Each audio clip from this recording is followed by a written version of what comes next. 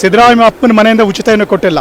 ನಾಚಿಕೆ ಆಗಬೇಕಾಗಿದೆ. ಕಳೆದ 20 ವರ್ಷಗಳಲ್ಲಿ ಬಡ್ಜೆಟ್ ನೋಡಿದ್ರೆ ಕುಮಾರಣ್ಣ ಇರಬೇಕಂತಕ್ಕಂಥ ಬಡ್ಜೆಟ್ ಕೇವಲ 1,59,000ದಲ್ಲಿ ರೈತರ ಸಾಲ ಮನ್ನಾ ಮಾಡಿದ್ರು, ಸಾರಾಯಿ ನಿಷೇಧ ಮಾಡಿದ್ರು, ಲಾಟ್ರಿ ಮನ್ನಾ ಮಾಡಿದ್ರು, ಎಲ್ಲವೂ ಮಾಡಿದ್ರು.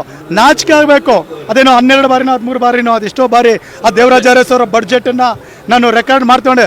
ಆತ್ಮಸಾಗಿ ಮಟ್ಟ 4,31,000 ಕೋಟಿ ರೂಪಾಯಿ ಭಾಗಶಃ ಕಳೆದ ಸ್ವಾತಂತ್ರ್ಯದ ನಂತರ ಯಾವ ಮುಖ್ಯಮಂತ್ರಿ ಸಹ ತನ್ನ ತೆವಲಿಗೆ ಸರ್ಕಾರ ನಡೆಸ್ಕೊಂಡು ಹೋಗಿಲ್ಲ.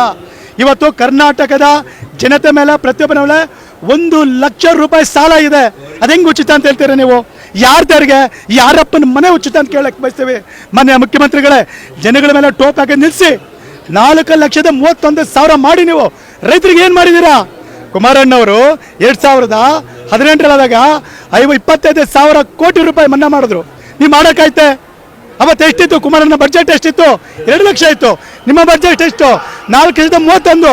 ಯಾತಿಗೆ ರೈತ ಸಾಲ ಮನ್ನಾ ಮಾಡಿಲ್ಲ? ಹೋಗಿ ಬರೋದು ನೀವು ತೆರಿಗೆಗಳು ಹೆಚ್ಚೋದು, ಏಕಾಂತ ತೆರಿಗೆ ಹೆಚ್ಚೋದು.